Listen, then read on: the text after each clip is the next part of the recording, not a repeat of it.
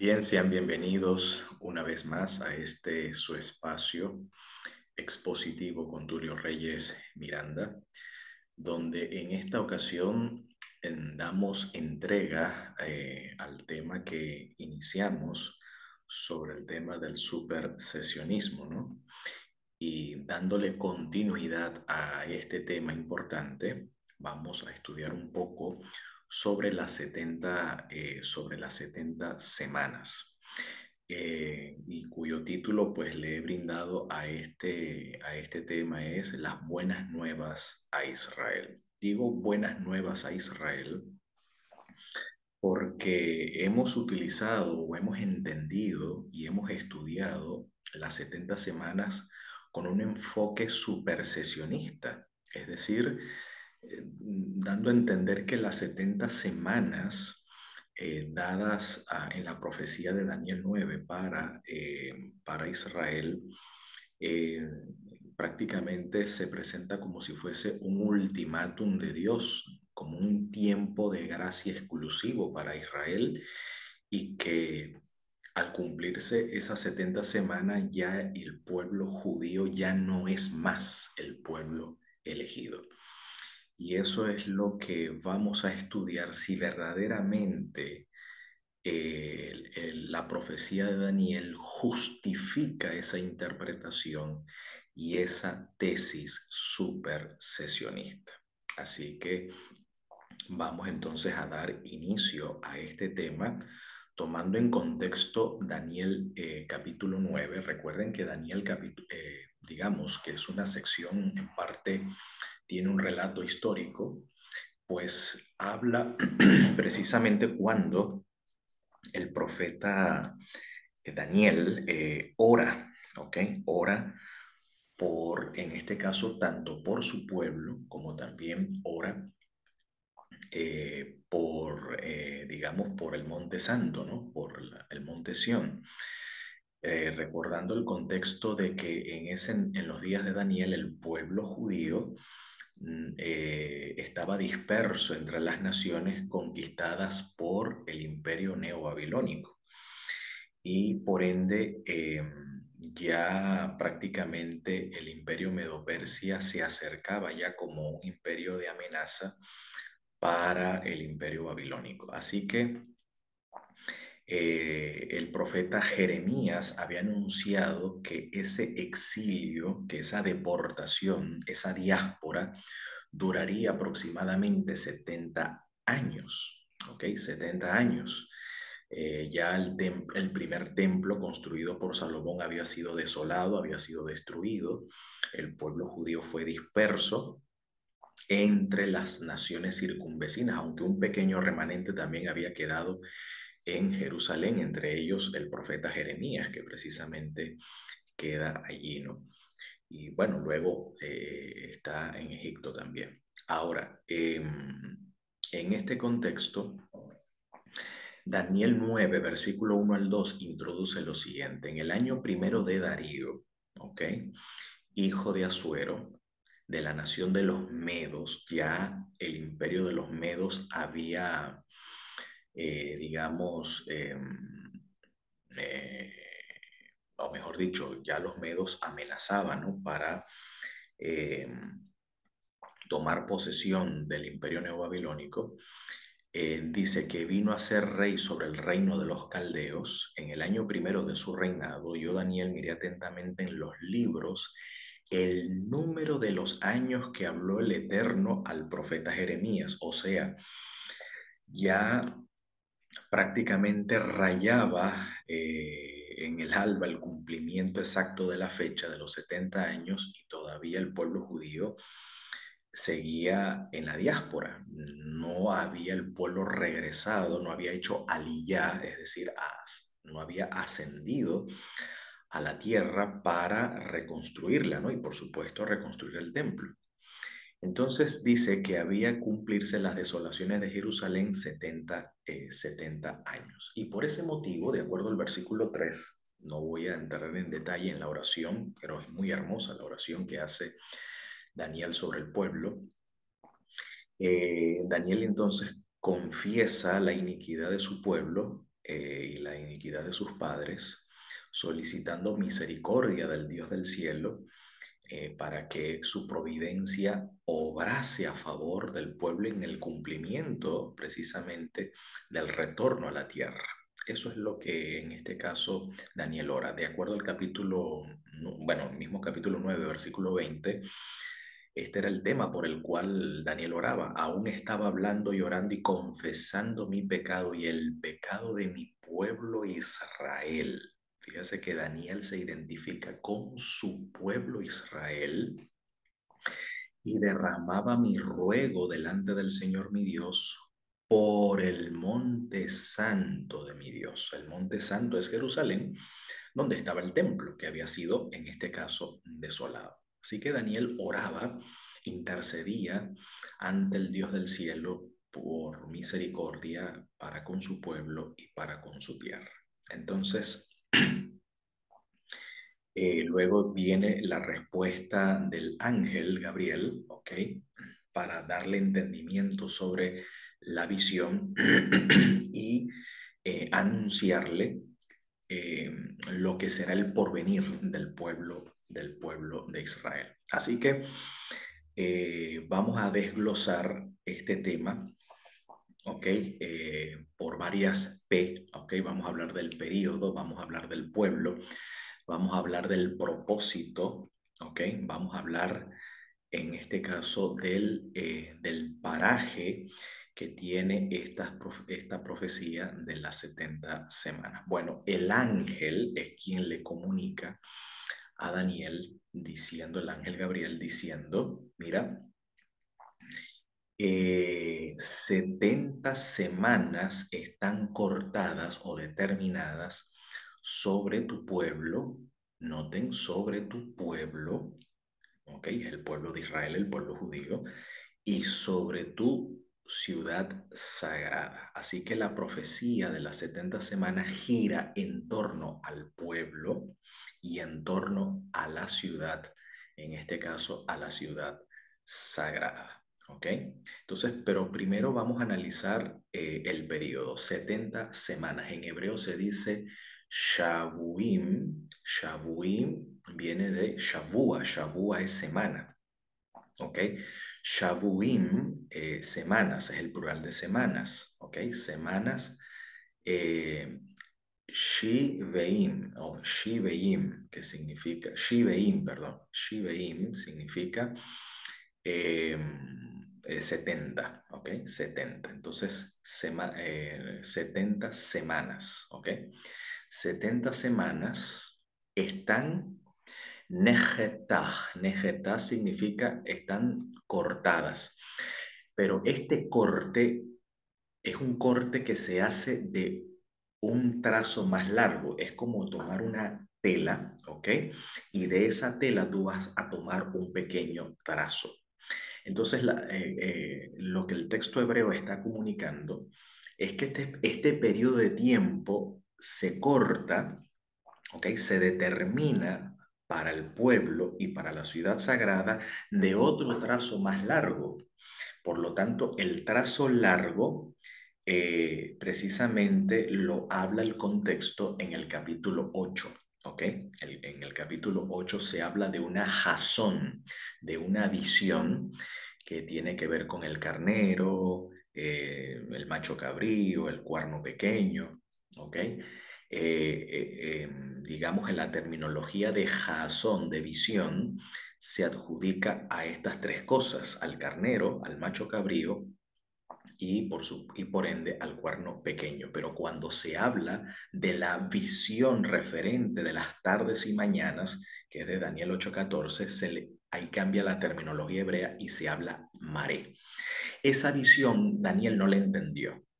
Y esa visión quedó pendiente porque dice que Daniel luego enfermo, prácticamente quedó turbado, ¿ok? Por no entender en este caso la maré, ¿ok? La maré, porque él pensaba que el santuario iba a ser prácticamente restaurado, ¿ok? El templo iba a ser restaurado cuando pasara el tiempo de 2300 años y él quedó, o sea, en demasiado tiempo.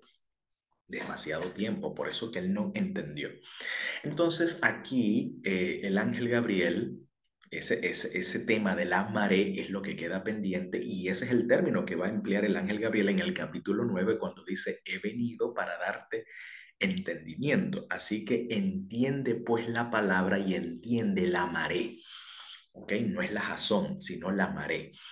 Así que, y luego dice 70 semanas, es decir, de esa maré de tardes y mañanas, ¿ok?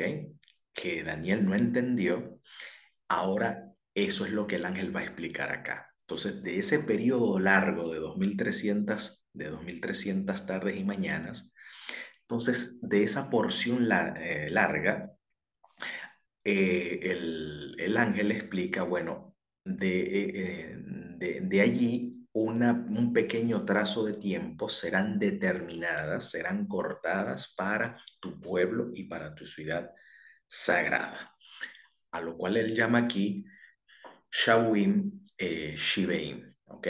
Que quiere decir 70 semanas. Nejetá están cortadas al ameja sobre tu pueblo, ve al ir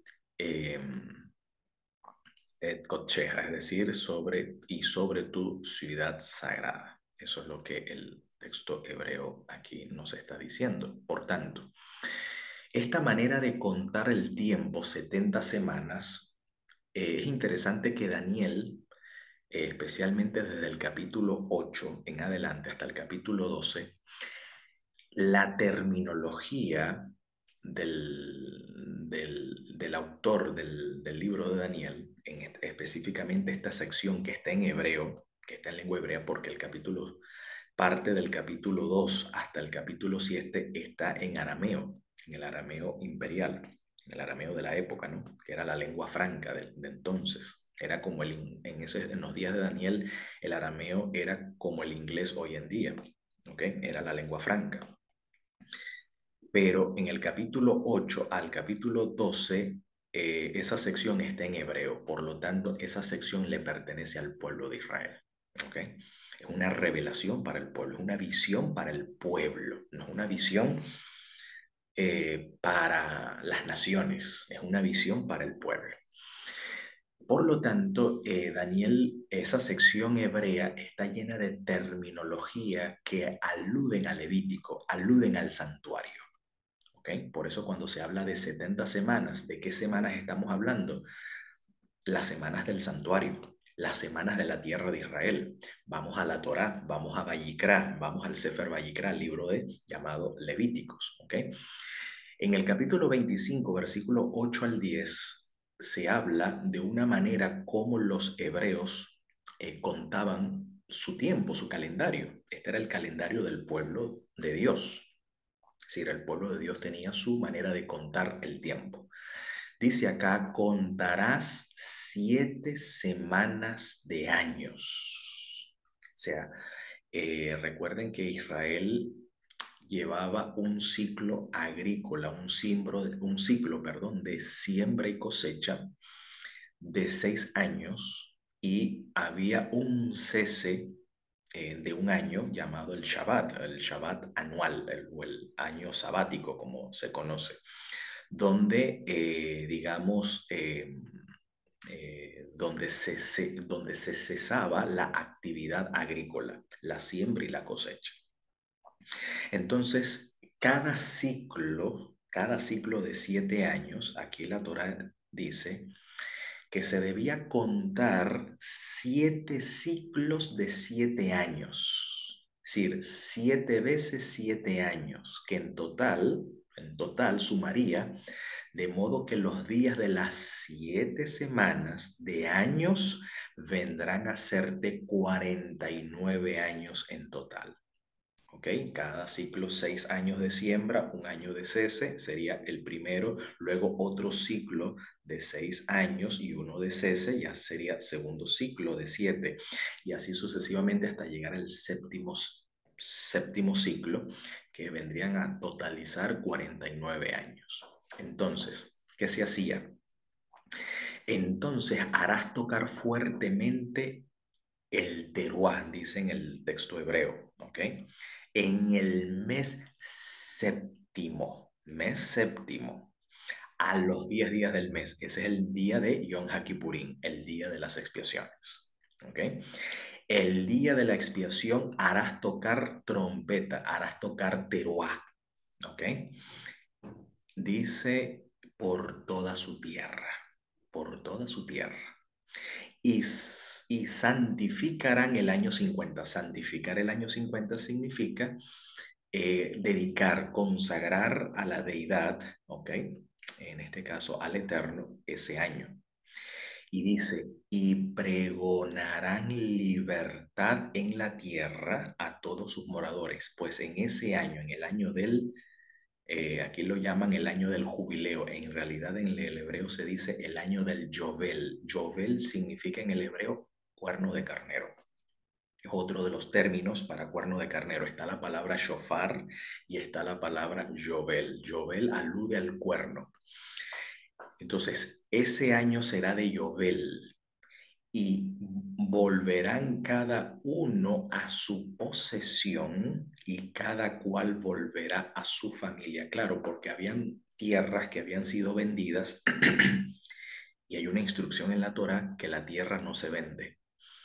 ¿Ok? La tierra no se vende, pero en casos de necesidades, si uno del pueblo vendía la tierra, en el año del Yobel, esa tierra retornaba a su dueño principal, o al verdadero dueño. ¿Ok? Eso es lo que la Torá aquí está instruyendo. Por lo tanto, por ende, cuando el ángel habla a Daniel 70 semanas, no está contando los años a la manera occidental. No tanto está enfatizando el número de años, sino lo que está enfatizando es el número de los jubileos. El número de los jubileos. Por lo tanto, 70 semanas de años equivale a 10 jubileos. Es decir, los jubileos se daban en un ciclo prácticamente de 50 años. Cada 50 años había un Yobel. Por lo tanto, a los 490 años hay aproximadamente 10 jubileos. ¿Okay? Si uno saca el conteo, ¿okay? Lo que el ángel Gabriel no está apuntando no tanto el conteo occidental, 490 años, no. Es el número de jubileos. ¿Okay? Es el número exacto de jubileos. Por lo tanto, ¿por qué es importante el jubileo? Porque el jubileo es el año de la libertad, es el año donde el pueblo o los moradores de la tierra retornan a su tierra, es decir, retornan a su posesión. Así que el año de la libertad es un año de retorno, un año de regreso, ¿ok? Y un año de tomar, en este caso, de tomar posesión. De hecho, la tradición rabínica mira el año del Yobel como una alusión a la era mesiánica. ¿Ok? Esto alude a la era mesiánica. ¿Ok? Así que esto es interesante. Y en ese año del Yobel se tocaba precisamente, los rabinos hablan de la final trompeta. La final trompeta, el final Yobel, o el final teruá que se tocaba precisamente en el año del Yobel. Así que esa expresión, el final teruá, es lo que Pablo por allá dispara en el Nuevo Testamento. Entonces está haciendo alusión al Yobel. Es extraordinario. Eso es extraordinario. Ahora bien, de acuerdo a Levítico 26, en esa sección donde se habla de las bendiciones y de las maldiciones, estaba contemplado, ya Moisés predice que Israel va a tener un exilio, estará fuera de su tierra, y que una de las tantas razones, ¿ok?, por la cual Israel, digamos, tendrá exilio, es porque Israel no respetó los años sabáticos, ¿ok? No respetó los años sabáticos. Entre la idolatría, el asesinato, el incesto, por supuesto, la no observancia del Shabbat o del día sábado, Israel tampoco respetó los años sabáticos. Y fíjense que Levíticos 26, del versículo 32 al 35, dice lo siguiente: asolaré también la tierra, ¿ok? Asolaré la tierra. Esto es lo que se llama la desolación o la abominación desoladora. ¿Qué significa la abominación desoladora? Aquí está la explicación. Que se pasmarán por ellos sus enemigos, en que ella moren, y a ustedes los esparciré entre las naciones. Esto es lo que llaman la desolación. Es la diáspora y la invasión de gentes extranjeras a la tierra, porque dice luego, y desenvainaré espada en pos de ustedes, y su tierra estará asolada y desierta sus ciudades. Entonces la tierra gozará sus sábados. La palabra sábados aquí es eh, Shabetoteja, ¿ok? Sus sábados, Shabetoteja. Perdón, disculpen. Entonces la tierra gozará sus sábados, dice, todos los días que esté asolada. Todos los días que esté asolada mientras ustedes están en la tierra de sus enemigos. La tierra descansará entonces y gozará sus sábados. Todo el tiempo que esté asolada descansará, por lo que no reposó en los sábados cuando habitabas en ella.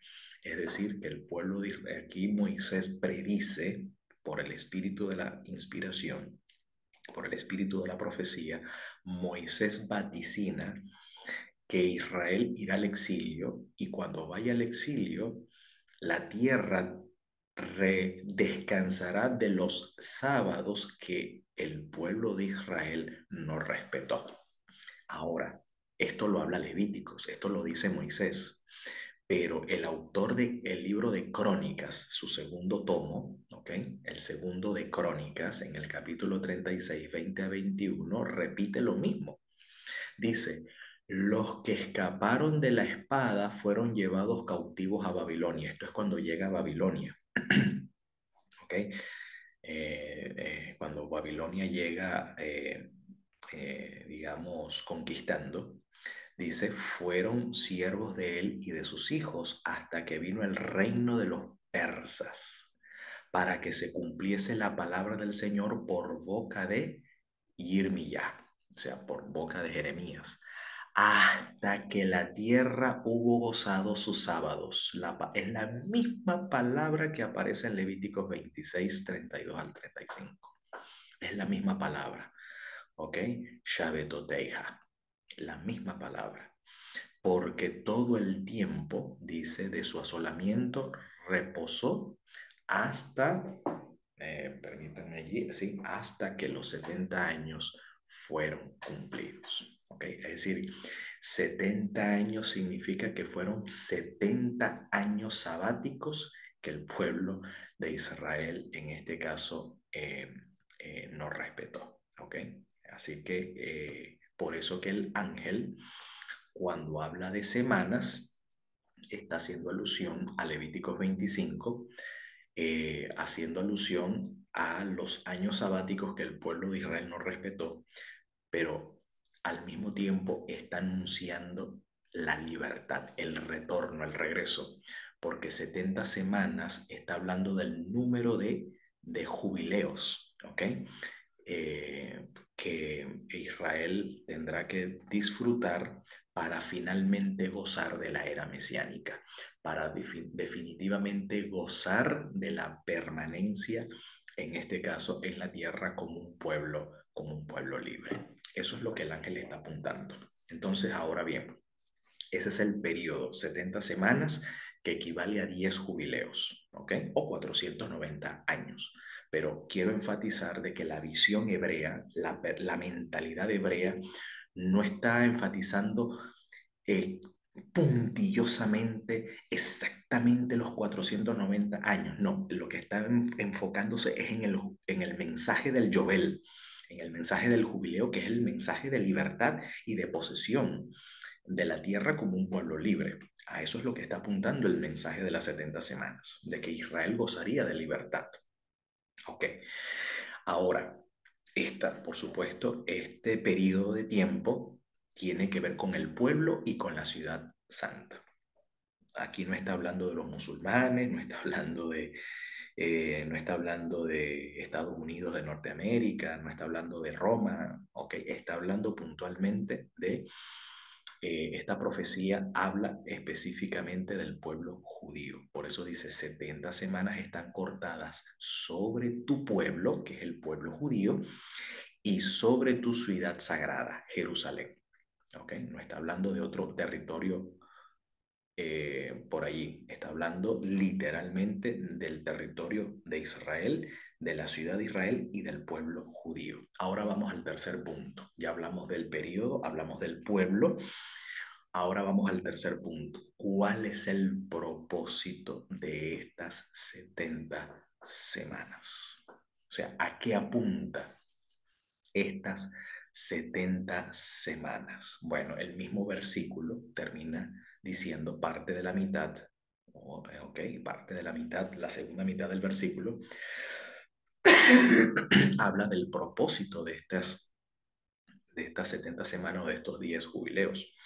Dice, para terminar, noten, la prevaricación. Ya vamos a analizar en el texto hebreo qué quiere decir eso y cuál es el contexto en el libro de Daniel, el término prevaricación. Dice, para terminar la prevaricación, poner fin al pecado, expiar la iniquidad, traer la justicia perdurable, ¿ok? Y esto es con el pueblo, esto es con el pueblo y con la ciudad. Esto no es con los gentiles, con todo respeto. Esto no es para Roma, esto no es para los musulmanes, esto es para el pueblo. O sea, para el pueblo el propósito de las 70 semanas es que para el pueblo se traería o se acabaría la prevaricación, darle fin al pecado, expiar la iniquidad, traer la justicia perdurable, sellar la visión y la profecía y ungir al santo de los santos. 6 cosas, dice aquí el ángel, 6 cosas tendría como propósito las 70 semanas. Pero lo curioso, el texto jamás menciona que el propósito de las 70 semanas era un tiempo de gracia para el pueblo judío, para seguir siendo el pueblo elegido. Eso no lo dice el texto. Yo no sé de dónde sacan los teólogos o los intérpretes de la Biblia o los que sostienen la posición del supersesionismo. Yo no sé de dónde sacan eso de la profecía de Daniel. El Daniel no dice eso. No, las 70 semanas es para darle un ultimátum de Dios, un tiempo de gracia, en este caso para los judíos. Al contrario, allí lo que se habla es de expiar la iniquidad del pueblo, se habla de acabar con la prevaricación, se habla de poner fin al pecado, se habla de traer la justicia eterna, sellar la visión al profeta y ungir al santo de los santos. Eso es lo que se habla allí. Así que esto no es un mensaje de malas noticias para el pueblo de Israel. ¿Ok?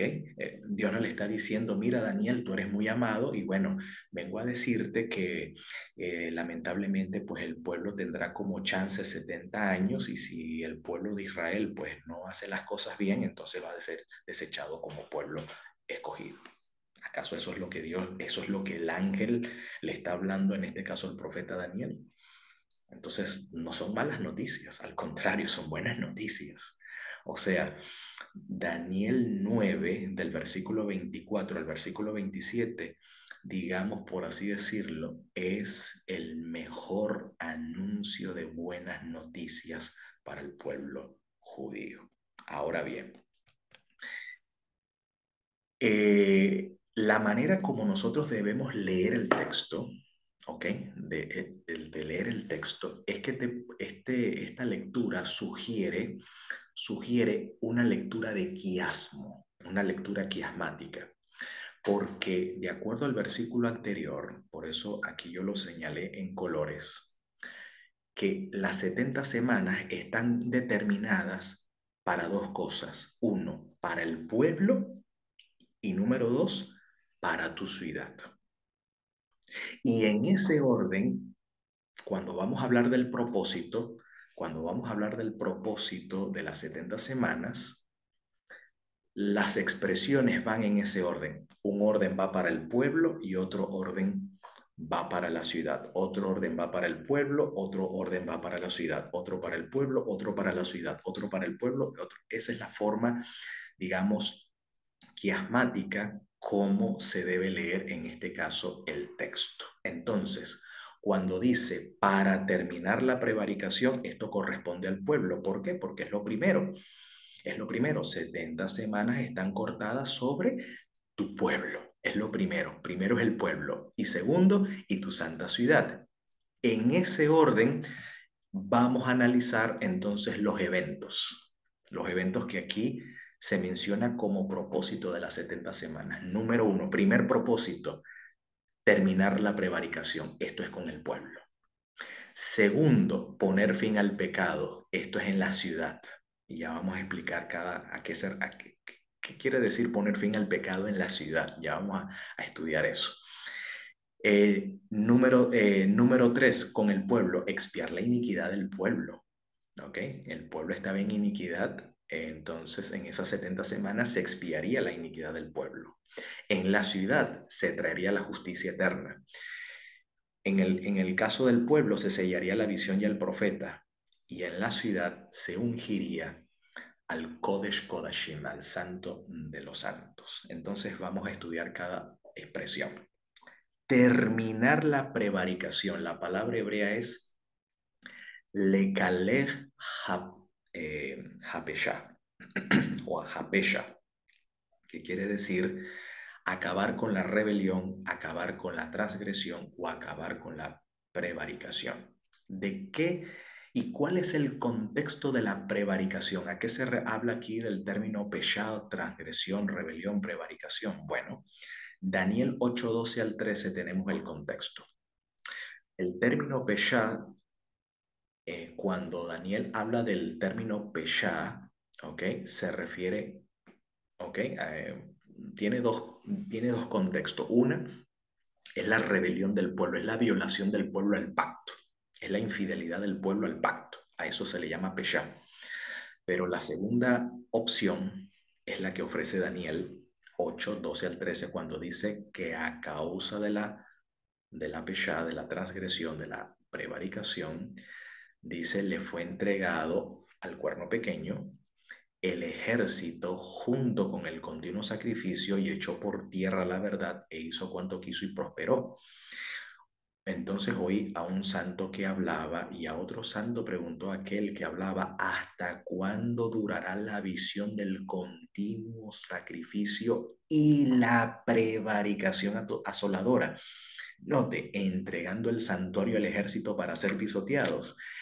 Es decir, que aquí terminar la prevaricación se refiere a esto, a Hapeshah Shomem, es decir, está hablando de la prevaricación del asolamiento. ¿Ok? Es decir, la transgresión que trae asolamiento. Está hablando de la transgresión que cometen las naciones contra el santuario y contra el templo. Eso es lo que exactamente hizo Babilonia. Babilonia, cuando invade a Jerusalén y destruye el templo y se lleva cautivo a los judíos a la dispersión, Babilonia comete esto, la transgresión asoladora. Por lo tanto, las 70 semanas acabaría esa transgresión asoladora. Es decir, que ya Israel no estaría más en el exilio y que el templo sería reconstruido. Eso es lo que está diciendo terminar la prevaricación, es decir, la prevaricación asoladora. Eso es lo que el texto quiere en este caso comunicar. ¿Es mala noticia eso? ¿Le está diciendo Dios que Dios está desechando al pueblo? En ninguna manera. Al contrario, Dios está mostrando buena voluntad para con el pueblo, en poner fin a su sufrimiento, como dice por allá en Isaías 40, ¿ven? Nájamu, nájamu, es decir, consuelen a mi pueblo, consuelen a mi pueblo. Un mensaje de consolación, un mensaje de esperanza. Segundo, poner fin al pecado. Esto tiene que ver en la ciudad, ¿ok? En el pueblo, poner fin a la transgresión asoladora, fin del exilio. Ahora, poner fin al pecado. ¿A qué alude a eso poner fin al pecado? Bueno, esto tendría un cumplimiento más exacto con la llegada del Mesías, que ya más adelante lo va en este caso a mencionar. Porque aquí acabar o poner fin al pecado no está hablando de la práctica del pecado, porque hasta el día de hoy, 2000 años después de la aparición del Mesías, el pueblo judío sigue cometiendo pecados, sigue cometiendo transgresión. Entonces, no estamos hablando del pecado como acto de transgresión, sino está hablando del poner fin al pecado, se refiere a los sacrificios, porque el término hebreo hataj puede referirse tanto al acto de transgresión de un mandamiento expreso de Dios, o puede referirse al sacrificio que se ofrece para cubrir, en este caso, esa transgresión. De acuerdo a Levítico 4:3, tenemos el ejemplo que si el sacerdote ungido pecare según el pecado del pueblo, está hablando de un acto de transgresión, ofrecerá al Señor por su pecado que habrá cometido un becerro sin defecto, dice, para expiación. Ahí el término en hebreo no es expiación, el término es le hatat, que quiere decir por el pecado. Es decir, al sacrificio también se le llama, que se ofrece por el pecado, se le llama hataj, se le llama pecado. Pero en el contexto de las 70 semanas alude al hecho de que en la ciudad, en el templo específicamente, porque en la ciudad es donde está el santuario. Así que cuando se menciona la ciudad, por ende, se infiere que también se habla del santuario. En el santuario se pondrá fin al pecado, es decir, que llegará el cese, en este caso, de los sacrificios por el pecado. ¿Por qué? Porque de acuerdo a Hebreos 9:26, dice lo siguiente: de otra manera le hubiera sido necesario padecer muchas veces desde el principio del mundo, pero ahora en la consumación de los siglos se presentó una vez para siempre por el sacrificio de sí mismo para quitar de en medio el pecado. Cuando habla aquí del pecado, habla de la número uno en primera instancia que en este caso Yeshua asume la responsabilidad del pecado, ¿ok? Quita el pecado del pueblo, asumiendo él en este caso la responsabilidad, y número dos, que su sacrificio le da jaque mate al sistema de sacrificios que se ofrecen, en este caso por el pecado. Como más adelante en el versículo, en el capítulo 10 va a hablar el autor sobre ello, cuando dice que ofrendas por el pecado, holocaustos y sacrificio no quisiste, mas me preparaste cuerpo. Ofrendas por el pecado y expiación no te agradaron. Mas he aquí, vengo, Dios, como está escrito en el rollo de mí, a hacer tu voluntad. Y dice luego, quita esto primero para establecer esto, en este caso, esto último. Así que a eso es lo que alude allí, porque esta expresión, poner fin al pecado, tiene que ver con la ciudad. Esto tiene que ver con el templo. ¿Ok? Siguiendo el orden quiasmático de la lectura. Luego dice, tercera expresión, expiar la iniquidad. Esto sí tiene que ver con el pueblo. Y esto alude a Isaías 53:6, cuando dice, todos nosotros nos descarriamos como ovejas, cada cual se apartó por su camino, mas el Eterno cargó en él la iniquidad, awon, porque ese es el término que aparece en Daniel. Cargó la iniquidad, la injusticia, ¿ok? La injusticia o la maldad o la culpa de todos nosotros. La palabra es uleja per awon. Esa es la palabra que aparece en Daniel. Expiar la iniquidad literalmente es cubrir, ¿ok? Cubrir en este caso la injusticia o la iniquidad. Y aquí vemos que en este caso la injusticia o la iniquidad se cubre cuando el Eterno carga sobre el Mesías, en este caso, la culpa o la iniquidad o la injusticia de todos nosotros. ¿Ok? Eso es la manera como se lleva a cabo allí. Luego dice, traer la justicia eterna, esto es en la ciudad, ¿ok? ¿Ok? El Sedek. Es interesante que la palabra es Sedek. Sedek, más que todo, cuando uno examina esta palabra hebrea en la Torá, tiene que ver con el orden social, ¿ok? Sedek tiene que ver es con el orden social.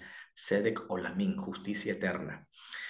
Eh, esta palabra, por ejemplo, el profeta Isaías la menciona, entre otros profetas también lo menciona, pero Isaías es un poco más preciso, porque como esta expresión tiene que ver exactamente con la ciudad, por ejemplo, hay una crítica del profeta Isaías que menciona en el capítulo 1 respecto a esto, cuando dice, ¿cómo te has convertido en ramera, oh ciudad fiel? Hablando de Jerusalén. Dice, llena estuvo de Sedec. ¿Ok? Llena estuvo de Sedec, es esto. En ella habitó la equidad, ¿ok? El mishpat, el derecho. Pero ahora, perdón, la palabra aquí justicia es mishpat, ¿ok? Y mishpat está conectada con la palabra Sedec. El mishpat tiene que ver con el derecho, ¿ok? Tiene que ver con el derecho. Es decir, llena estuvo del derecho, del debido procedimiento, ¿no? De aquellas instrucciones que mantenían el orden social, el orden civil. Y en ella habitó el Sedec, la equidad, que aquí traducen como equidad, sí, porque el Sedec está representado como, como una balanza, ¿ok? Ese es el Sedec. El Awón, en cambio el Awón, que lo llaman iniquidad, es el contrario, es ese desajuste, ese desbalance, ¿ok? Entonces, seguimos aquí. Pero ahora habitan los asesinos, pues tu plata se ha convertido en escoria, tu vino está mezclado con agua, tu plata se ha convertido en escoria, tu vino, no venden el vino puro, sino el vino mezclado con agua. ¿Ok? Ahí vemos las trampas que los comerciantes hacían. Dice, tus príncipes son transgresores, prevaricadores, ¿ok? Peshaim. Y tus compañeros son compañeros de ladrones, todos aman el soborno, van tras la recompensa, no hacen justicia. Creo que la palabra es mishpat, no hacen mishpat al huérfano, no le hacen según el derecho al huérfano, ni llega a ellos la causa de la viuda. ¿Ok? Y continúa el texto. Por tanto, dice el Señor, el Eterno de los ejércitos, el fuerte de Israel, Ea, tomaré satisfacción de mis enemigos, me vengaré de mis adversarios. Volveré mi mano contra ti y limpiaré hasta lo más puro tus escorias y quitaré toda tu impureza. Y aquí está entonces, cuando dice, para traer la justicia perdurable o la justicia eterna. Dice, restauraré tus jueces como al principio y tus consejeros como eran antes. Entonces te llamarán ciudad de justicia. ¿Ok? Yir Sedek. ¿Ok? Ciudad de justicia, ciudad fiel, ciudad de la verdad. Porque dice, Sión será rescatada con juicio, mishpat, ¿okay? Con el ejercicio del derecho, y los convertidos o los vueltos de ella con Sedec, ¿okay? Con justicia. Pero los rebeldes y pecadores, perdón, serán en este caso quebrantados. Así que esa es la justicia eterna, es decir, que allí en Jerusalén, en la ciudad, habrá justicia. Eso es lo que quiere decir, se respetará el derecho.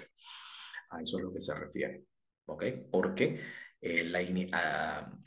si se cubre la iniquidad es porque el pueblo se ha vuelto, en este caso, al Eterno.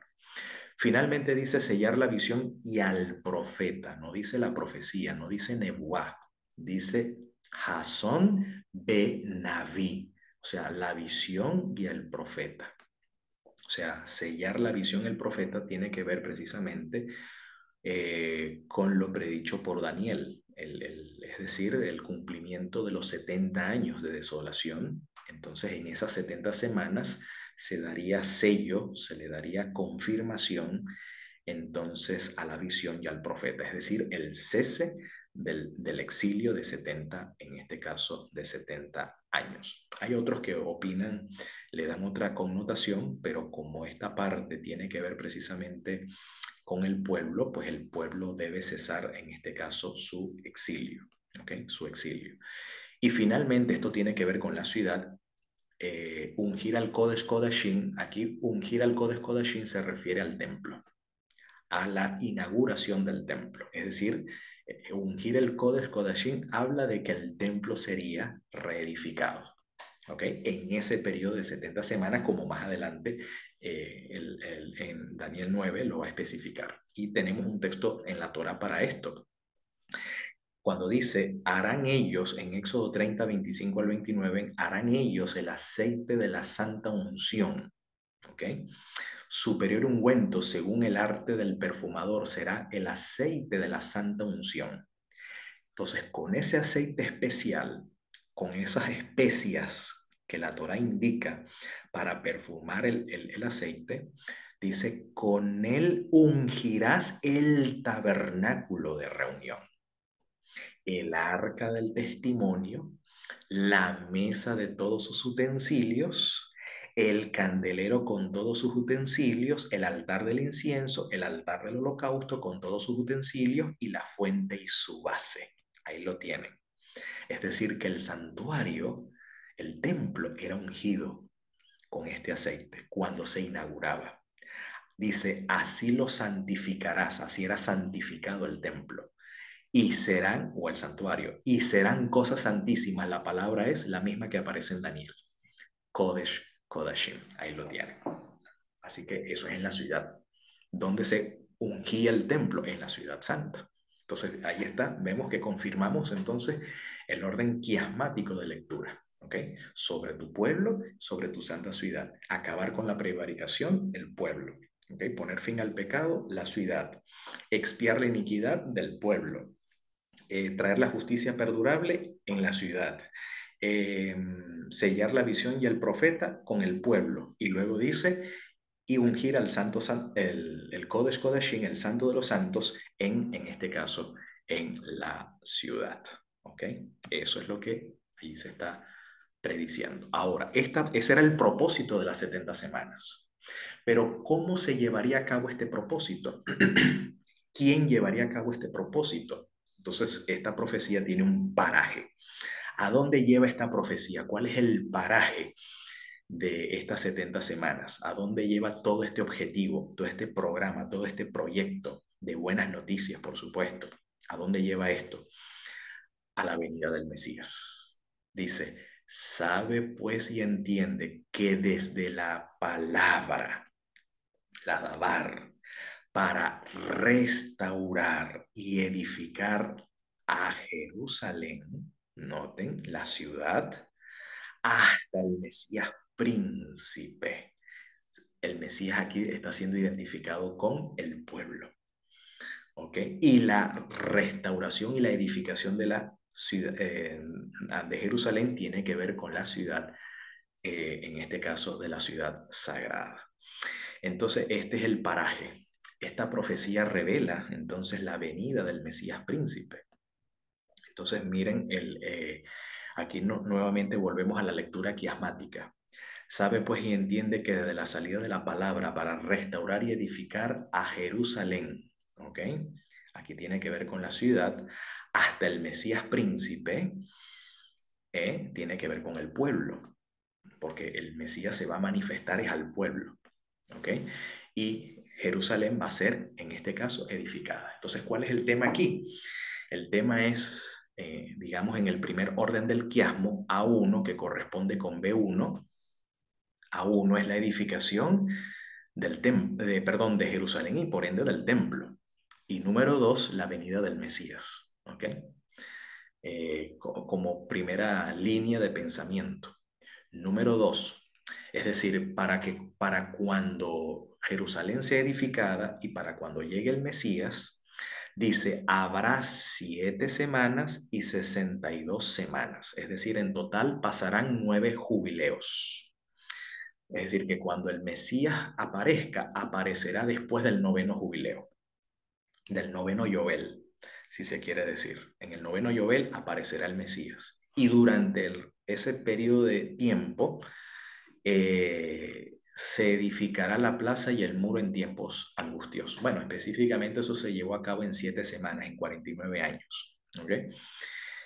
Y esta orden, como se sabe, pues esta orden se dio en el año 457 en otoño, con el reinado del rey Atarjerjes Longímano, ¿okay? Rey de Asiria, perdón, rey de Medo-Persia, de acuerdo a Esdras capítulo 7. Ahí entonces Esdras, siendo sacerdote y escriba, sube con un remanente de los judíos para, en este caso, para edificar el templo y luego va Nehemías para ayudar a edificar la plaza y el muro, pero en tiempos de angustia.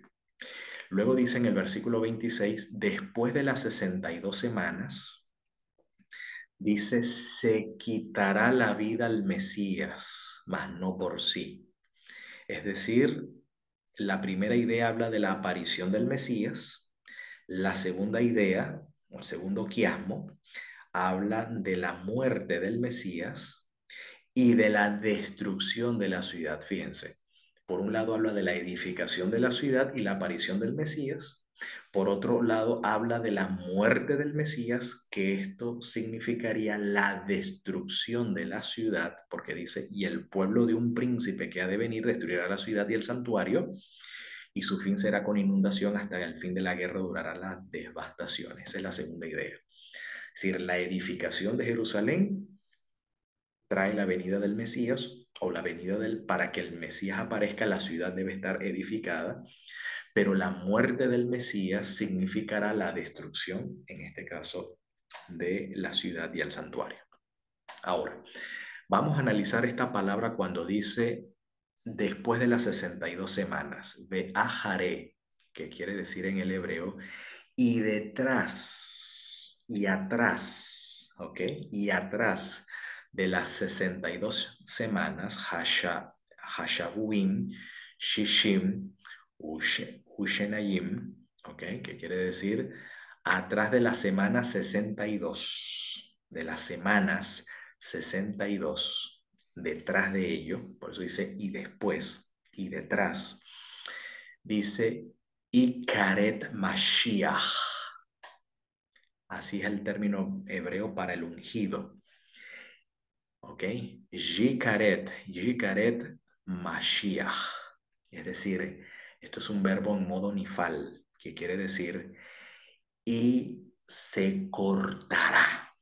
No dice se quitará la vida, no. Y se cortará, en este caso, al ungido. Y se cortará al ungido, al Mesías, al ungido, al Mashiach, Mashiach en hebreo. ¿Ok? Se cortará el Mashiach y luego dice Beyin lo, una expresión difícil de traducir porque la palabra Ein significa la nada, ¿okay? La nada, ninguno, nada. Lo, ¿okay? Pronombre personal, eh, para referirse en este caso al personaje de quien se está hablando, en este caso al Mesías. Entonces lo que más o menos pudiera traducirse sería y ninguno por él o y nadie por él.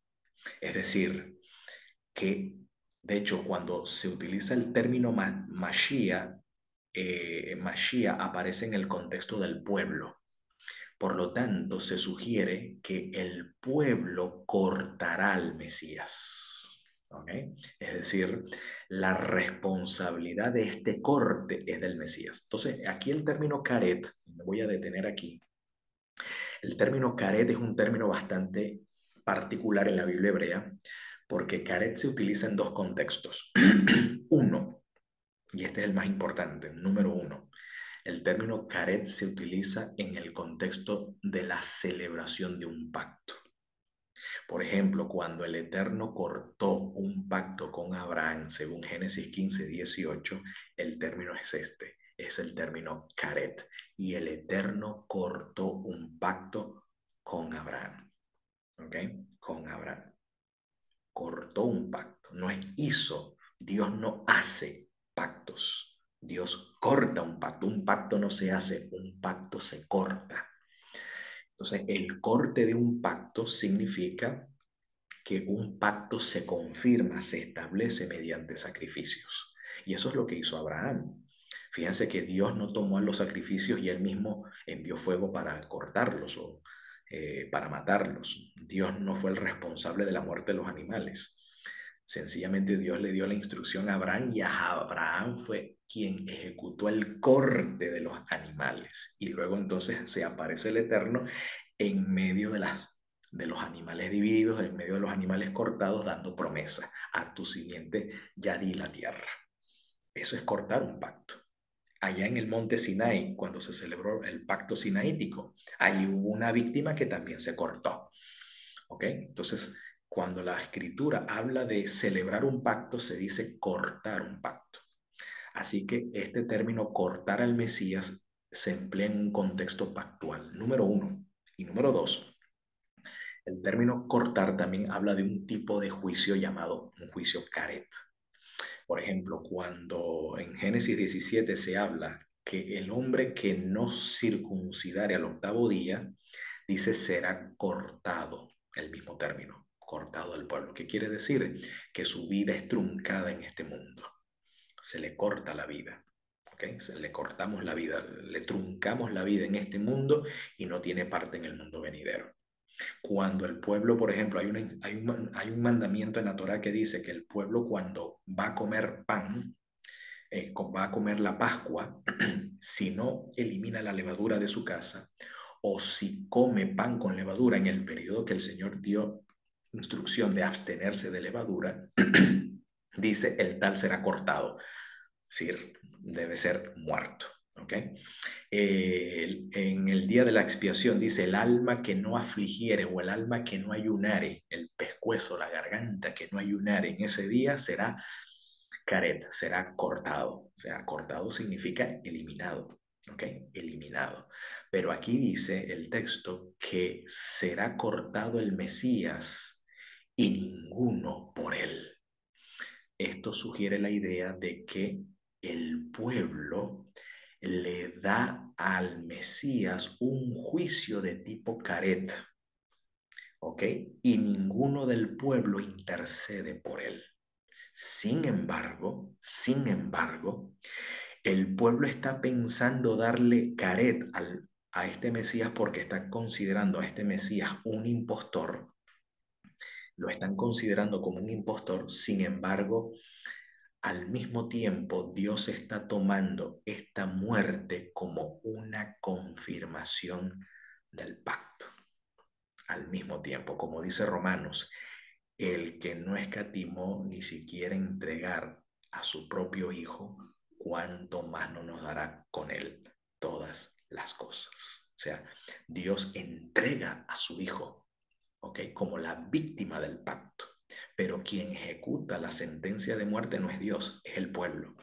El pueblo es quien le da muerte al Mesías, le da el caret, en este caso al Mesías, y ninguno por él. Como dice Isaías 53, nosotros le despreciamos, ¿ok? Le desechamos, ¿ok?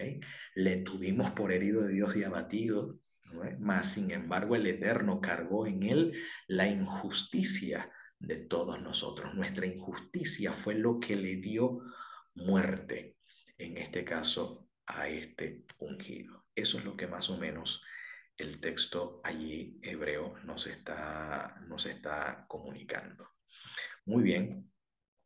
Eh, También Hebreos habla de la muerte del Mesías como una confirmación del pacto. Por ejemplo, dice allí el autor de Hebreos, así que por eso es mediador de un nuevo pacto, para que interviniendo muerte para la remisión de las transgresiones que había bajo el primer pacto, los llamados reciban la promesa de la herencia eterna. Y noten que la palabra pacto aquí lo traducen como testamento, pero en el griego es la misma palabra, diatheke. ¿Ok? Diatheke es la misma palabra. Y aquí en los primeros versículos pacto, pero aquí lo dicen testamento, pero es el mismo término. Porque donde hay pacto o donde hay testamento es necesario que intervenga la muerte del testador. Porque el testamento o el pacto con la muerte se confirma, se establece firme, pero no es válido el testamento o el pacto entre tanto que el testador vive. Así que el Mesías está en lugar de Dios como que si Dios mismo estuviese dando su vida. Y de hecho, Dios está dando, como dice Pablo en Corintios, Dios estaba en el Mesías reconciliando consigo mismo al mundo, no imputándole a los hombres sus pecados. Entonces, al morir el Mesías está siendo identificado con Dios. Entonces, la muerte del Mesías significa que Dios está dando su vida para confirmar en este caso el pacto y así los hijos puedan recibir en este caso herencia. Esto es lo extraordinario. Finalmente, entonces fíjense el orden. El primer orden entonces es la aparición del Mesías, la edificación de la ciudad. El segundo orden de ideas es la muerte del Mesías, el corte del Mesías y la destrucción de la ciudad. Y ahora miren lo que viene el tercer orden. Por otra semana confirmará el pacto con muchos. Esto es el pueblo. ¿Ok? Y a la mitad de la semana hará cesar el sacrificio de la ofrenda. Esto es en la ciudad. Pues después con la muchedumbre de las abominaciones vendrá el desolador. ¿Para qué? Para destruir el templo y para destruir la ciudad. Esta es la abominación desoladora del cual Jesús hace mención allá en su discurso profético, la abominación desoladora del que habló el profeta Daniel. Ahí lo tienen. Aquí lo tienen entonces. Ahora, donde yo me voy a detener es en esta expresión que por otra semana confirmará el pacto con muchos. ¿Qué pacto es este? Que va a confirmar con muchos. ¿Y quién va a confirmar ese pacto con muchos? Bueno, el texto sugiere que es el Mesías, porque si habla del Mesías príncipe que aparece, del Mesías príncipe que es cortado, entonces ¿quién confirma el pacto con muchos? Entonces esto está hablando del pacto del Mesías, entonces habla de la venida del Mesías, la muerte del Mesías y del pacto del Mesías. ¿Ok? El pacto del Mesías. Tres cosas aquí se mencionan. Bueno, la palabra hebrea Behikbir, que quiere decir y confirmará el pacto, Behikbir, Brit, la Rabín, es decir, para multitudes o para muchedumbres. La palabra Hikbir tiene la idea de fortalecer, de establecer y de confirmar, hacer el pacto firme e inamovible e inmutable. Quiere decir que la muerte del Mesías confirma el pacto, ¿ok? Confirma el pacto. Pero ¿para quién confirma este pacto? Dice la rabín, para muchedumbre, para muchos. La palabra rabín tiene connotaciones universales. Por lo tanto, aquí el texto infiere que este pacto que la muerte del Mesías confirma se extiende sus raíces de manera universal. Por eso, la conexión de la declaración de Jesús de Mateo 26 al 27 dice, mientras comían, tomó Jesús el pan y bendijo y lo partió y dio a sus discípulos y dijo, toman, coman, esto es mi cuerpo. Y tomando la copa y bebiendo, dando gracias, les dio diciendo, beban de ella todos, porque esto es mi sangre del nuevo pacto, que por mucho es derramada para remisión de los pecados. Nosotros sabemos que cuando aquí Jesús menciona el nuevo pacto, está haciendo alusión al pacto nuevo de Jeremías, que dice, este es el pacto que cortaré con la casa de Israel. O sea, las 70 semanas jamás está planteando un supersesionismo. Aquí el nuevo pacto no está planteando que Israel va a ser reemplazado por otro pueblo. Aquí la escritura no está planteando que Israel va a ser sustituido por un nuevo Israel. No, lo que está diciendo es que vendrán días en que el Eterno cortará un nuevo pacto, pero el pacto sigue siendo firme con Israel para dar su Torah en sus mentes, escribirle en sus corazones, para perdonar sus injusticias y no traer más a la memoria, en este caso, sus pecados. Así que este pacto es confirmado primero con el pueblo de Israel y de Israel debe ser extendida, en este caso, a todas las naciones. Y esto debe suceder justamente en una semana. Ahora bien, ¿qué dice el espíritu de profecía, al respecto? Quiero citar a Elena White en su libro Deseo de todas las gentes, en la página 200 a la 201. Vamos a ver si ella sugiere la idea de que las 70 semanas era el ultimátum de Dios para Israel. Vamos a ver si estas 70 semanas significaba realmente de que Israel va a ser reemplazado o sustituido por un nuevo Israel, o que va a ser reemplazado o sustituido por otro pueblo, o que Israel perdería su elección y su llamado. Vamos a ver si eso es lo que dice, si esta interpretación que hemos dado de las 70 semanas está confirmada por el Espíritu de Profecía. Miren, dice, la semana, 7 años, terminó en el año 34 de nuestra era. Entonces, por el apedreamiento de Esteban, dice, los judíos sellaron finalmente su rechazamiento del evangelio. Noten, los judíos, ya allí nos vamos a detener. Dice, los discípulos dispersados por la persecución iban por todas partes anunciando la palabra.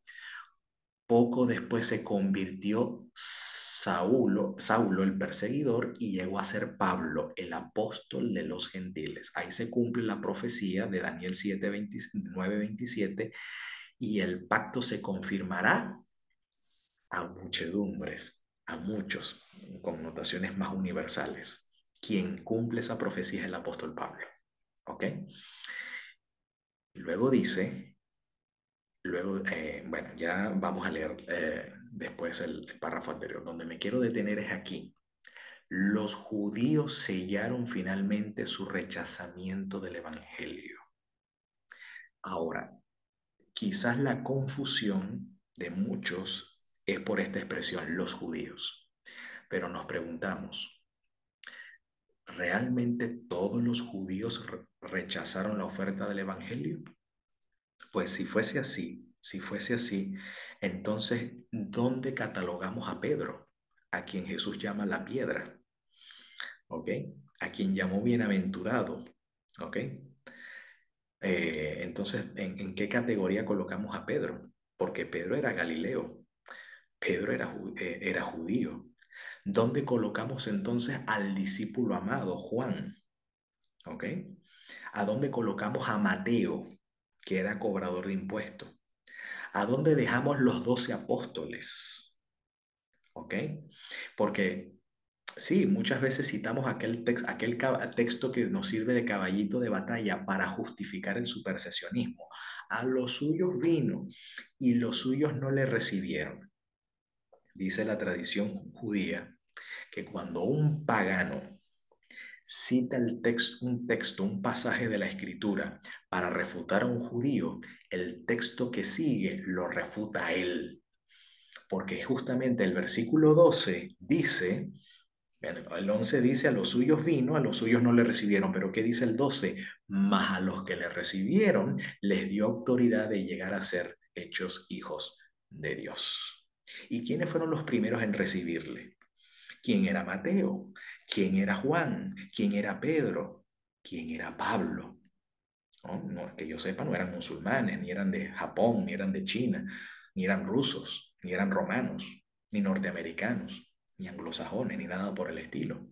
Eran judíos. ¿Ok? Si nos trasladamos un poco al testimonio de Pablo en 1 Corintios 15, de los 500 que fueron testigos de la resurrección de Jesús, eran judíos. Los 120 que estaban allá reunidos en el templo en el día del Pentecostés, y aclaro que era en el templo y no en el aposento alto, era en el templo, y eso será otro estudio posterior. Esos 120 eran judíos. Eran judíos.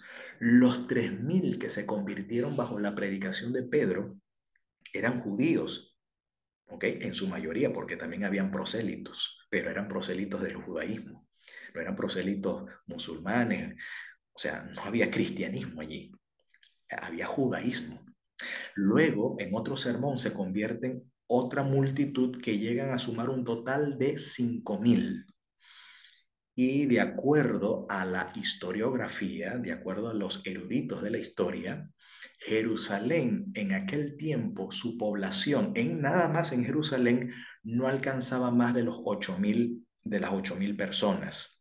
Podemos decir que el número de 5.000 miembros era nada más en la ciudad de Jerusalén, creyendo en Yeshua. Quiere decir entonces que casi la mitad o, o más de la mitad de la población de Jerusalén eran creyentes en Jesús. Es decir, eran una comunidad, en el mejor sentido de la palabra, una comunidad judeo-mesiánica. Una comunidad judeo-mesiánica, en el mejor sentido de la palabra. Así que esto que y es más, Hechos se da testimonio de que muchos sacerdotes obedecían a la fe. O sea, había una conversión masiva de judíos al Mesías. Pero eso no significa que estos judíos dejaron de ser judíos. ¿Ok? Ellos jamás dejaron de ser judíos. Entonces, ¿qué significa esta expresión que los judíos sellaron finalmente su rechazamiento del evangelio con el apedreamiento de Esteban? Si Esteban también era judío. ¿Ok? Esteban también era judío. Entonces, a lo mejor Elena White está hablando de un grupo específico de judíos que rechazaron el evangelio. Ahora bien, sigamos en el siguiente párrafo. Noten, las 70 semanas habla sobre este tema.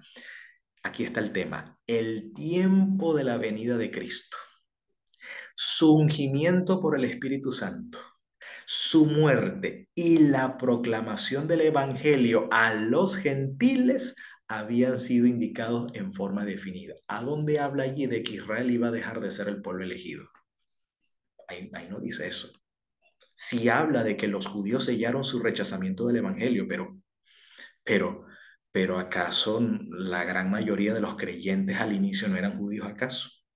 Entonces hay que especificar esto, ¿no? Entonces, aquí las 70 semanas habla es del Mesías, ¿ok? Habla del Mesías, de su venida, de su ungimiento, de su muerte y de la proclamación del Evangelio a los gentiles. Habían indicado en forma definida. Dice, era el privilegio del pueblo judío comprender estas profecías y reconocer su cumplimiento en la misión, en este caso, de Jesús, en este caso de Yeshua. Eso es deseado de toda la gente. Página 200 a la 201. Vamos ahora a Conflicto de los Siglos en la página 328. Dice, las 70 semanas o 490 años concedido a los judíos, porque estaban determinadas para el pueblo y para este pueblo y para su ciudad, dice, terminaron como lo vimos en el año 34 después de Cristo. En dicha fecha, noten, por auto del Sanedrín judaico. Allá en el deseo de toda la gente dicen los judíos, pero aquí Elena White está siendo más específica. El Sanedrín judaico. ¿Quiénes constituían el Sanedrín? Los ancianos y los principales sacerdotes. Estamos hablando de los magistrados, los gobernantes del pueblo de Israel. Y no todos, por supuesto, porque gran parte de los gobernantes también se convirtieron al Mesías, como Hechos de los Apóstoles da testimonio. Muchos sacerdotes obedecían a la fe. Tenemos a Bernabé, por ejemplo. Bernabé era levita, era un levita, que acompañó a Pablo en su primera gira misionera. Entonces, por auto del Sanedrín judaico, los principales sacerdotes y ancianos, la nación selló su rechazamiento del Evangelio, pero el resto del pueblo recibió de buena gana el mensaje. ¿Ok? Entonces, con el martirio de Esteban y la persecución de los discípulos de Cristo de parte de los principales gobernantes. Entonces el mensaje de salvación, no estando ya más reservado exclusivamente para el pueblo elegido, fue dado al mundo. En ningún momento ella está diciendo que ahora el pueblo judío es desechado o va a ser reemplazado por un nuevo Israel. No, no dice eso. En ningún momento ella plantea un supersesionismo. Todavía ella sigue llamando el pueblo elegido.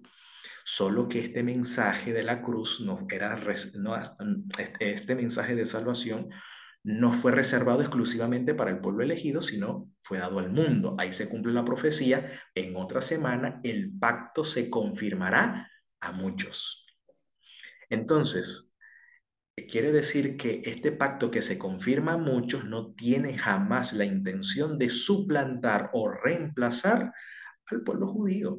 Al contrario, estos gentiles llegan a ser uno con la familia de Dios, ¿ok? Con el pueblo del pacto.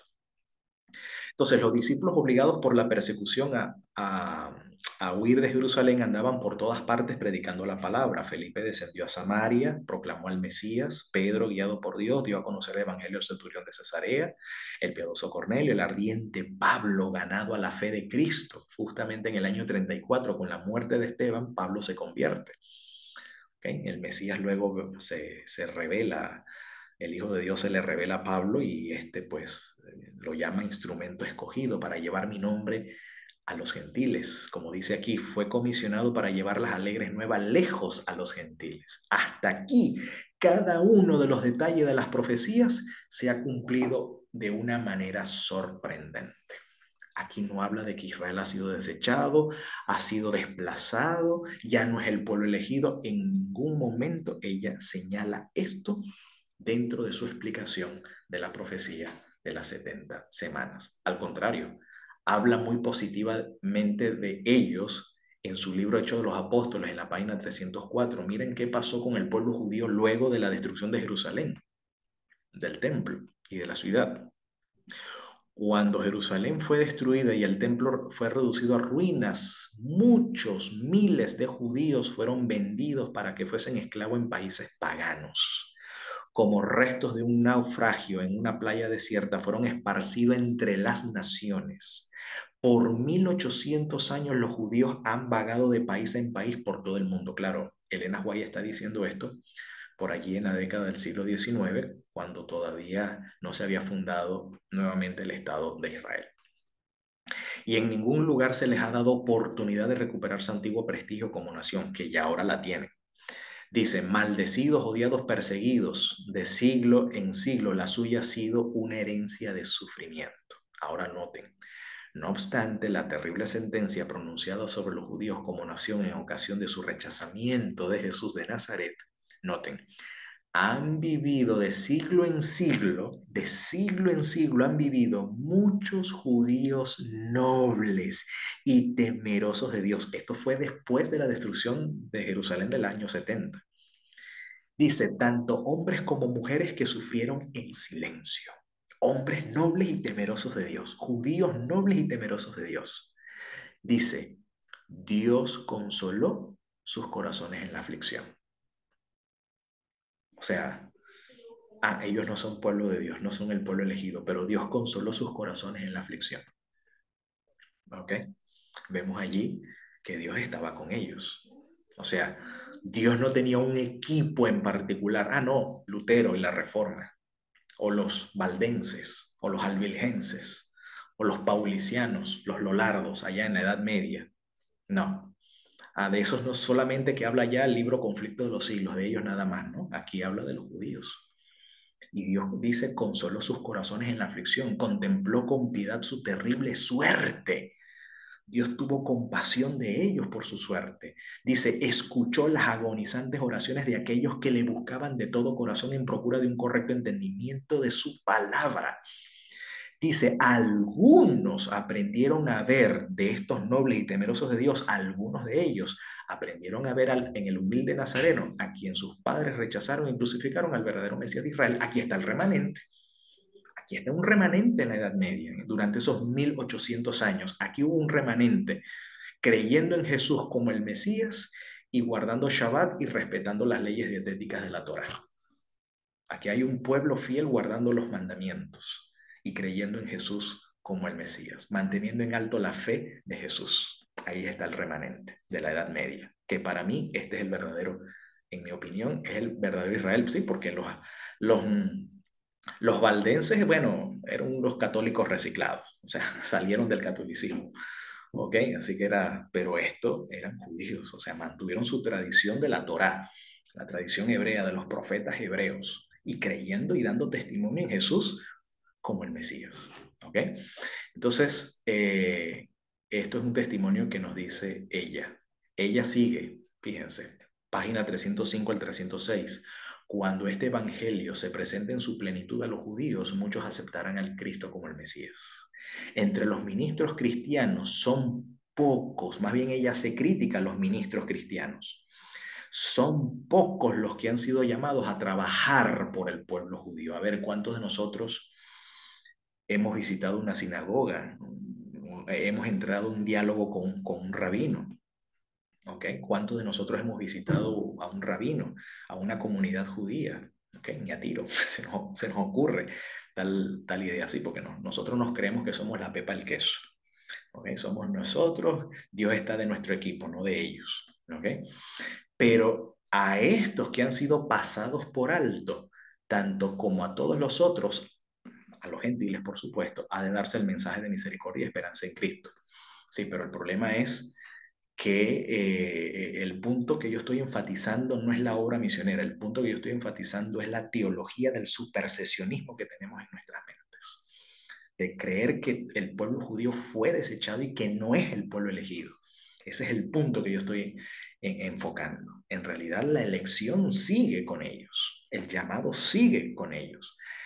Entonces, en la proclamación final del Evangelio, cuando una obra especial deberá hacerse en favor de las clases descuidadas hasta entonces, en este caso el pueblo judío, Dios espera que sus mensajeros manifiesten particular interés en el pueblo judío, que se halla en todas partes de la tierra.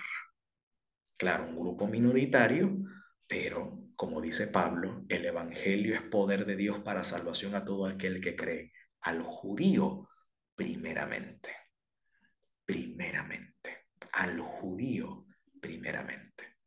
Cuando las escrituras del Antiguo Testamento se combinen con las del Nuevo para explicar el eterno propósito del Señor, esto será para muchos judíos como la aurora de una nueva creación, la resurrección del alma. ¿Ok? Un nuevo nacimiento, una nueva experiencia. Y luego dice ella, cuando vean al Cristo en la dispensación evangélica pintado en las páginas de las escrituras del Antiguo Testamento, de la Biblia hebrea, ¿no? Y perciban cuán claramente explica el nuevo al antiguo y dice, sus facultades adormecidas se despertarán y reconocerán a Cristo como el Salvador del mundo, igual como pasó en Pablo, cuando, cuando Pablo escuchó decir, Ani Yeshua, yo soy Jesús a quien tú persigues, en su mente como un rayo de luz, los pasajes oscuros de la Biblia hebrea comenzaron a ser iluminados. La simiente de Abraham, ¿ok? Y así sucesivamente. Todos aquellos pasajes oscuros y difíciles. Bueno, el apóstol Pablo pudo ver en ellos ahí al Mesías reflejado. Entonces dice, muchos recibirán por la fe a Cristo como su redentor. En ellos se cumplirán las palabras, a todos los que le recibieron les dio potestad de ser hechos hijos de Dios a los que creen en su nombre. Sí, porque es el texto o mejor dicho, el texto que le acompaña a ese pasaje que citamos, el que dice, a los suyos vino, los suyos no le recibieron. Ahí está. O sea, están desechados. Pero ¿quiénes fueron los primeros en recibirle en la historia? Porque ya cuando Cornelio, que es el primer extranjero que se convierte al Evangelio, ya había una comunidad, ya había más de 5.000 creyentes en Yeshua. O sea, entonces, decir que el pueblo judío rechazó al Mesías es como decir, bueno, ¿quién puede decir que Estados Unidos ha rechazado al Mesías? Porque no todo el país de los Estados Unidos cree en Jesús. ¿Ok? No toda Holanda cree en Jesús, no toda España cree en Jesús. Entonces, ¿ok? De España y de todas las nacionalidades hay creyentes en Jesús. Entonces, entre los judíos hay algunos que como Saulo de Tarso son poderosos en las escrituras y estos, ¿ok? Proclamarán con poder la inmutabilidad de la ley de Dios. Fíjate el papel protagónico que tendrá el pueblo judío al fin de la historia. El Dios de Israel hará que esto suceda en nuestros días. No necesariamente aquí habla de que ellos vienen a pasar a nuestro equipo, a militar en nuestra organización religiosa. No, no necesariamente tenemos que esperar eso. ¿Ok? No es, aquí pertenecer a la institución no es lo relevante. Aquí lo relevante es el mensaje. El mensaje que ellos van a dar. Y es la inmutabilidad de la ley de Dios. ¿Ok? El Dios de Israel, es decir, que Dios utilizará al pueblo judío como testigo de esto. No se ha cortado su brazo para salvar. Cuando sus siervos trabajen con fe por aquellos que han sido mucho tiempo descuidados y despreciados, su salvación en este caso se revelará. Así que, mis queridos, ya con esto termino este importante tema. Así que las profecías de las 70 semanas no hablan de que el pueblo judío ha sido desechado o ha sido reemplazado por otro pueblo. El hecho de que Dios tome pueblo de entre las naciones para su nombre no tiene la intención de reemplazar a Israel, sino que al contrario tiene la intención de animar, ¿ok? Y también amonestar al pueblo de Israel para que atienda al llamado y a la elección que Dios ya le ha concedido como un don irrevocable, como así lo expresa Romanos 11:28. Ciertamente, por causa del Evangelio son sus enemigos, pero por causa de la elección siguen siendo amados por el mérito de los padres, porque irrevocable son los dones y el llamamiento de Dios. Quiera el Señor entonces que podamos deshacernos y delastrarnos por su gracia de este supersesionismo que ha minado nuestra fe y ha minado nuestra confesión de fe hacia el Salvador. eh, y esto pueda significar, por supuesto, la restauración del pueblo judío en torno a estos dos pilares de la fe del remanente, de los que guardan los mandamientos de Dios y la fe de Jesús. Y mientras esto sea así, quiera pues entonces el Señor traer al Mesías pronto y en nuestros días. Y para eso decimos, amén.